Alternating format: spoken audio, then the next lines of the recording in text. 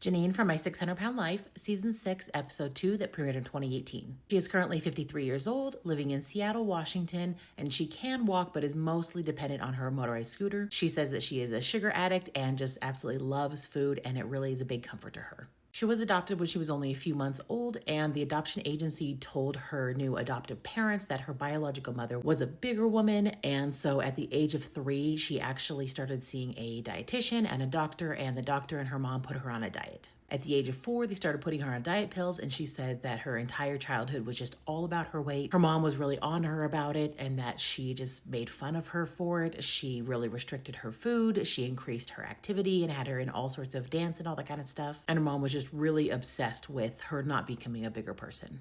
And this kind of worked the opposite effect on Janine, and she started to sneak food. She started to self-soothe with food, and by the time she was 12, she was 200 pounds. When Janine was 14 years old, her mother was diagnosed with cancer, and she used food to cope with that. By the time she was 18, she was 300 pounds. Her mother passed away, sadly, a year later, and she says she has a lot of regrets because they never really got to fix anything between the two of them. Janine ended up going to fashion school, and she was making clothes. She was selling those clothes. She was doing really well, but then she fell, she hurt her knee, and she had to quit working. So then she became a plus size model, and she said that her weight wasn't an issue anymore, and she was encouraged to be a bigger size. Around 40, she started realizing there was really a problem with her weight and with her health, and she weighed in at 444 pounds.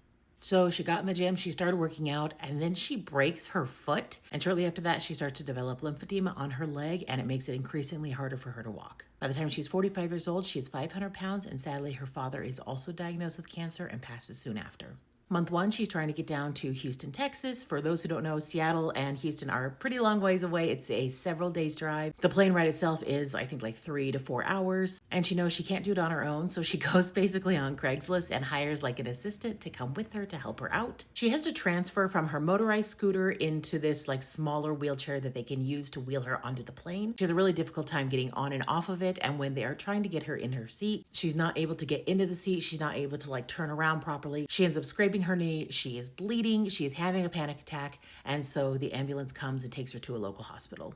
In month 3, she's still at home since she was not able to get on the plane. She finally does a video chat with Dr. Now. They talk about things. He says, I really need to get to Houston. You gotta get on a plane or get in a car, something. You gotta get here. She says that at her last weigh-in, she was 629 pounds. He sends her the book and the diet plan. He says, I want you to start losing weight and to get down here as soon as you can. Dr. Now is very serious and says, I don't think you have more than 6 months to a year to live. You've got to do something now.